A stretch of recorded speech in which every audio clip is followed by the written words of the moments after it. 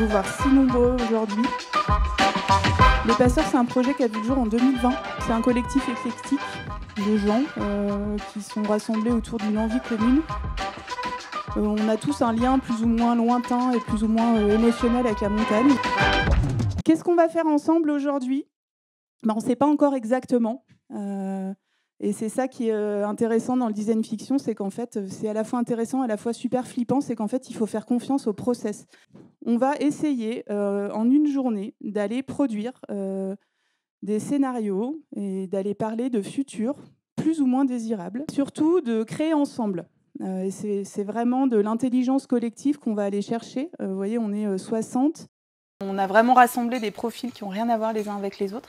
C'est assez rare de réussir à faire ça, puisque souvent dans la montagne, on se réunit en silo ou au sein d'un même métier ou d'un même corps de métier. Et donc là, l'idée, c'était vraiment d'ouvrir complètement le spectre des participants pour que ça génère des choses un peu inédites. Et on a des experts pour les accompagner, en plus du travail d'animation qu'on fait nous, et que les participants peuvent solliciter comme joker, qui vont les aider à formaliser leur scénario et qui amènent une expertise spécifique. L'écoute sera centrale. À quel moment j'ai à dire ce que je dois dire, parce que ça va servir ce qu'on est en train de mettre à l'œuvre ensemble, et à quel moment en fait, j'aurai davantage de valeur à écouter ce qui se passe. Alors la méthode, 4 étapes. Fastoche. Le process, veille et analyse. Alors on vous a envoyé des pâtés de liens et de références la semaine dernière.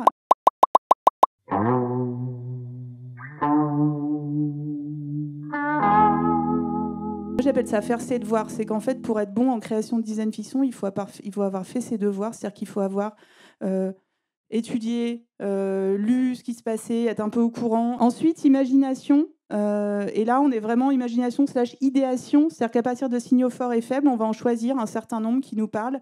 Et on va dire, OK, à partir de ces signaux-là, qu'est-ce qui pourrait se passer demain ?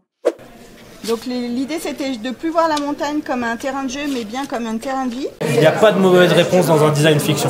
On imagine qu'à un moment donné, il y aura un sujet de forte tension sur les sujets de l'eau notamment. Et à partir de ces événements déclencheurs, on va imaginer des nouvelles trames temporelles. C'est-à-dire qu'on va faire bifurquer des futurs. Et c'est à partir de ces futurs qu'on va bifurquer qu'on va passer en mode plutôt prototypage. C'est-à-dire qu'on aura, en fait, en fin de cette étape-là, on va voir ce qu'on peut appeler des embryons, des germes. À l'EMU, on appelle ça des germes de futurs.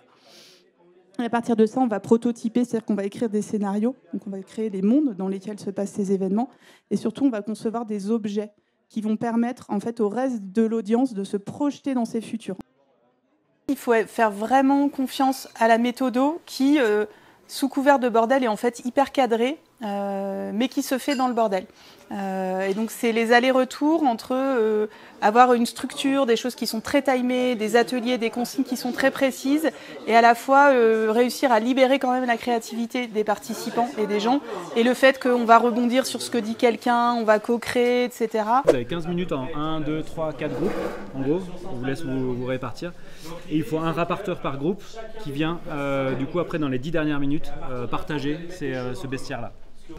En mode brainstorming où on sort plein de trucs. On passe vraiment par des phases où tout est vraiment très posé, puis d'un coup ça part en vrille, et hop, on resserre, on reformalise et on repart de nouveau dans de la création. Donc c'est vraiment, voilà, ça fait un peu comme ça. On produit en parallèle une petite gazette en live, donc ce soir on repartira tous avec un journal qui donnera un petit peu un rendu de ce qu'on aura vécu aujourd'hui. Et j'ai hâte de voir ce qui sortira à la fin de la journée.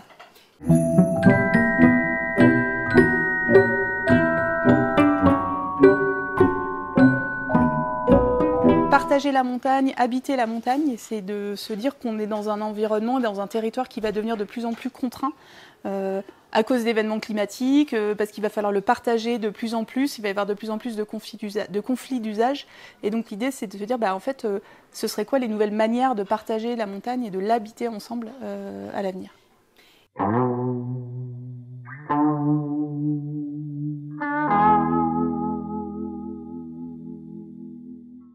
On imagine qu'à un moment donné, il y aura un sujet de forte tension sur les sujets de l'eau notamment, et qui en cascade peut entraîner un certain nombre d'autres événements et de tensions sur plein de choses, l'habitat en montagne, l'énergie.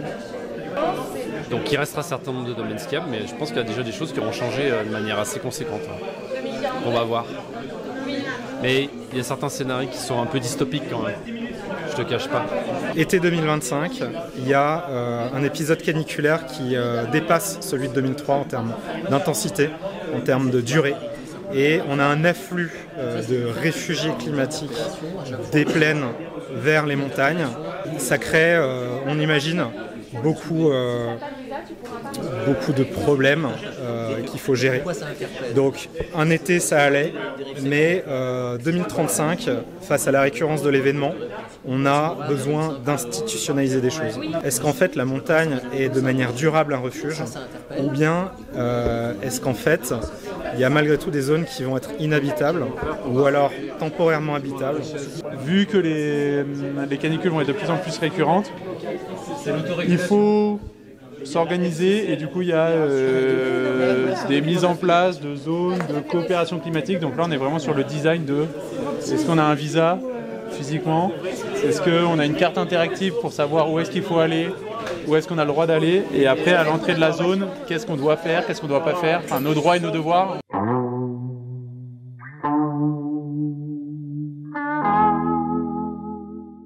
Mon rôle, c'est d'être experte sur la partie image et mise en récit.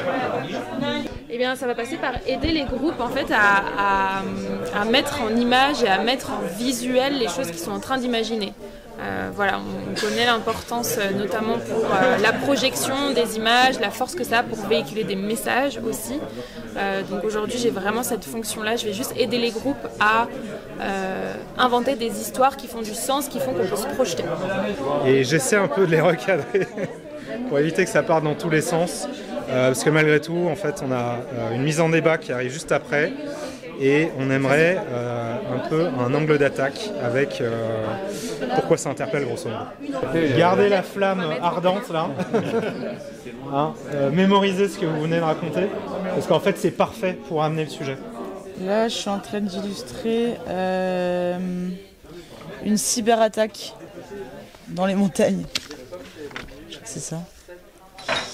Ouais. Tous les accès en montagne sont coupés, des violences éclatent. Après rétablissement, la montagne devient un lieu de refuge. Là, ils sont en train de concevoir quelque chose où, de manière dynamique, on aura une carte qui viendra indiquer, selon les crises du moment, parce que malheureusement on en parlera au pluriel, où est-ce qu'on positionne le curseur de la zone.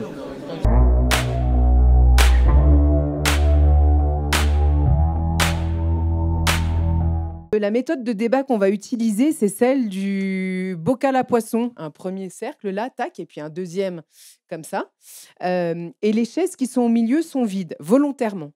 Parce que pour prendre la parole et s'exprimer sur ce qui viendra d'être présenté, il faudra aller s'asseoir et il faudra qu'il y ait toujours une chaise vide. OK ? Donc, on a en permanence 3 personnes, possiblement, qui discutent et qui débattent du sujet. Et cette chaise est vide pour que, dès que j'ai envie, tu as envie d'aller intervenir, tu t'installes et quelqu'un laisse la place. Été 2025, une canicule record touche l'Europe, la plus forte qu'on ait jamais connue. Les habitants des villes et des vallées se réfugient en altitude, majoritairement en station. Il y a alors la mise en place de campements sauvages, de squats des résidences secondaires, d'utilisation des stades, des parkings, des points d'eau municipaux. Sur certains territoires, des tensions pour l'utilisation des ressources apparaissent. Dans d'autres, la solidarité se met en place. Face à la récurrence des canicules, les territoires doivent s'organiser de manière diverse. Ensuite aussi, on fait un plan intercommunal pour mettre en place des aires d'accueil des réfugiés. Mais on ne peut pas accueillir tout le monde au même endroit. Donc on fait un plan de répartition pour les habitants des vallées pour monter en station. On a aussi pensé à la modification du calendrier scolaire, avec la mise en place d'un cycle d'apprentissage dédié à connaître comment apprendre à vivre en montagne. Ce qu'on se dit aussi, c'est que la montagne, ce n'est pas forcément la solution miracle, et qu'on va tous être le réfugié de quelqu'un d'autre. Plusieurs outils. Le premier, c'est ce qu'on a appelé la Nomad Maps. Admettons, il y a un événement qui se passe, une canicule. La Nomad Maps se met à jour en temps réel et elle est interactive. Donc, grosse canicule, les habitants de Grenoble peuvent consulter la Nomad Maps et voir quels sont les territoires accueillants. Bonjour à tous, je m'appelle Laurent W. J'ai été en 2031, je vous fais un retour d'expérience de ce qui m'est arrivé à l'été 2030 lors d'une canicule. J'étais tranquille en train de faire le bilan des Jeux Olympiques d'hiver. Et la canicule arrive et grâce à un outil très simple, mon livret Nomade Clim, j'ai pu avoir accès à une résidence en Chartreuse, à Saint-Pierre-de-Chartreuse, où j'ai pu rester 2 mois. Ce qui était chouette avec ce livret, c'est que par ailleurs, maintenant, je m'en sers dans les 2 sens, c'est-à-dire que je suis aussi hôte dans ma résidence principale quand il y a des séquences climatiques extrêmes en montagne. Je suis en mesure d'accueillir des gens chez moi et de partager mon foyer. 2036. Malgré des améliorations au niveau politique en France avec l'élection d'un nouveau gouvernement qui met l'écologie au centre de son programme, un gigantesque blackout se déroule au niveau de l'Europe à cause d'un virus informatique nommé Covix. Les territoires de montagne sont totalement isolés du reste du monde. Mais cet événement est un électrochoc et après sa réouverture 6 mois plus tard, la montagne commence à accueillir de nombreux réfugiés climatiques. Nous allons ici, donc, vous allez voir une mise en scène d'une arrivée de migrants climatiques dans la nouvelle station refuge de Courchevel. Tu as raison.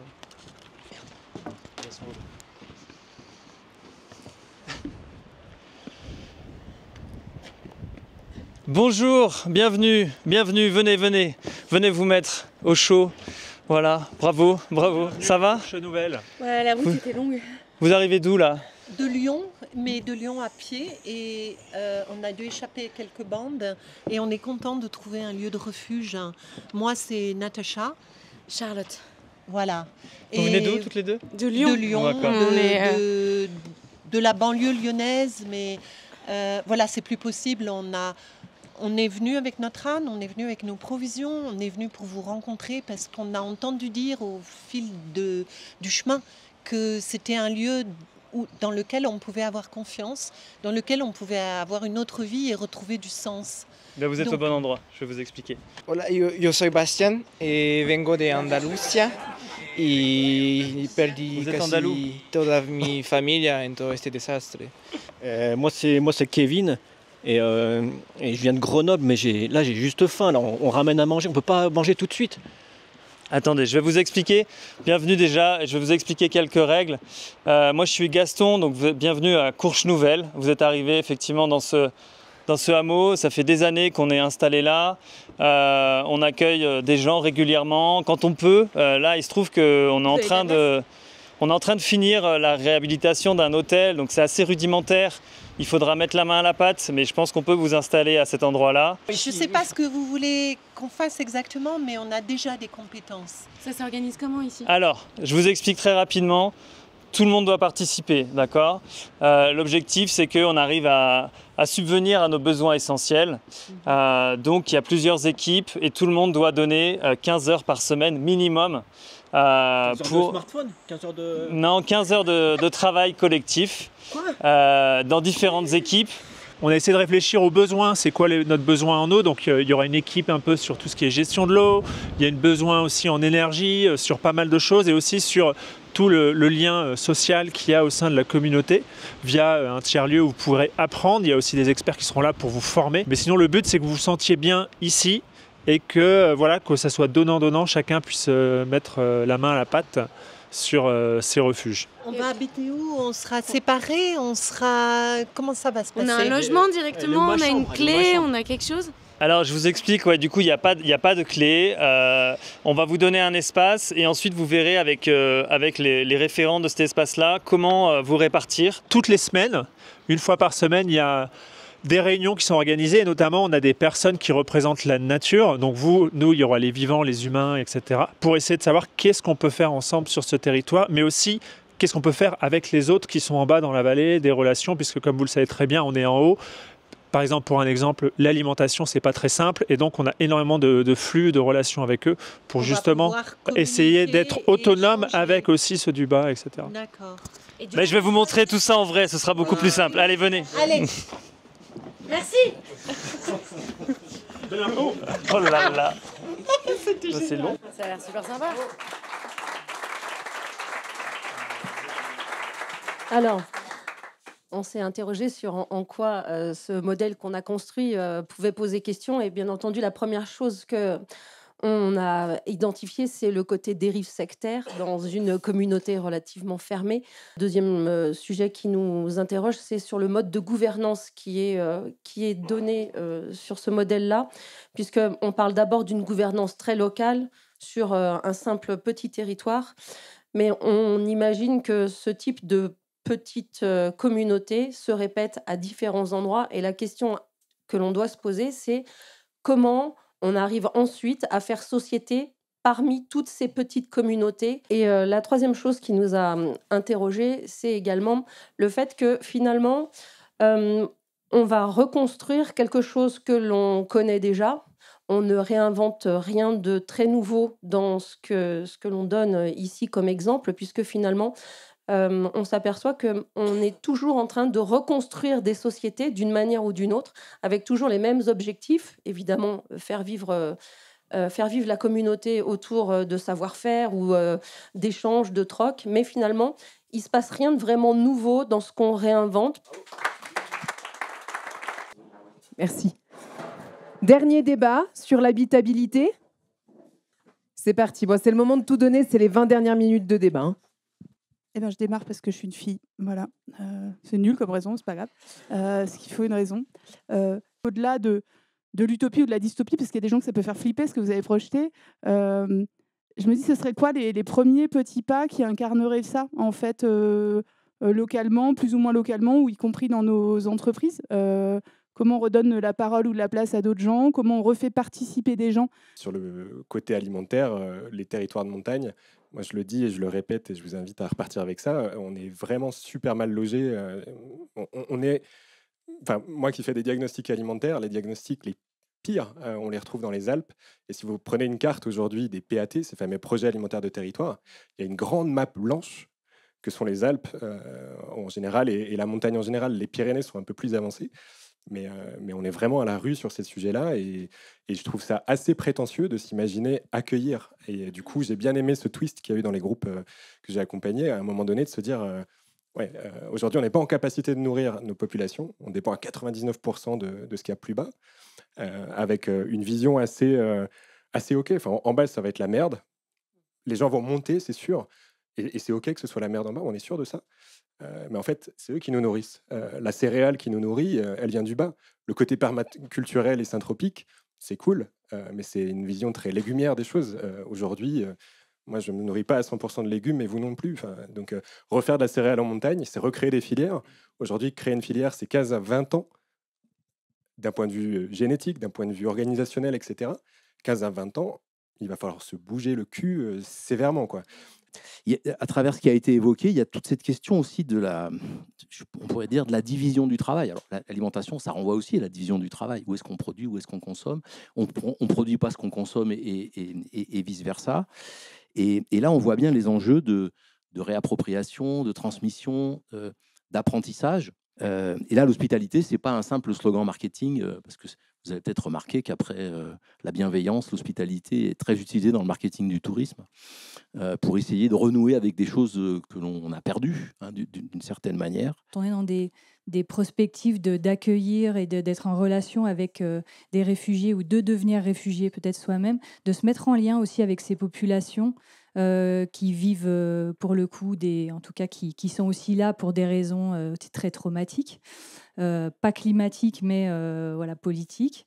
Et peut-être d'apprendre déjà des choses en lien avec leur réalité de réfugiés, le parcours du combattant qu'ils doivent vivre aussi d'un point de vue administratif. Il y a aussi des différences que j'ai pu noter, par exemple, entre la France et la Suisse. C'est par exemple le fait qu'en France, on doit aussi gérer beaucoup d'oisiveté, parce que les demandeurs d'asile n'ont pas le droit de travailler, alors que côté suisse, ils peuvent être, par exemple, employés dans le centre de demande d'asile où ils ont leurs hébergements, etc., où ils peuvent déjà s'intégrer dans des pratiques communautaires et collectives pour dresser le sapin de Noël, pour ranger, pour balayer, etc. Et ça raconte déjà différentes dynamiques entre les deux pays. Il y a vraiment cette phrase il faut se souvenir du futur, moi, que j'aime beaucoup, c'est de dire quand on travaille à explorer des futurs, en fait on crée, on imprime des mémoires. Et quand on se projette dans le futur, en fait c'est presque la même chose que si on avait des souvenirs. Et donc du coup, c'est de se dire comment ces différentes projections qu'on va faire dans le futur aujourd'hui, en fait on les aura en tête, en mémoire, quand il faudra prendre des décisions pour aujourd'hui. Et c'est vraiment ça l'idée, c'est aussi qu'on se rappelle de ce qu'on a entendu, de ce qu'on a projeté, même si c'est pas pour de vrai. Par contre, ça s'imprime comme un souvenir et ça peut nous aider à décider à d'autres moments. Et c'est en ça que c'est très précieux et très puissant.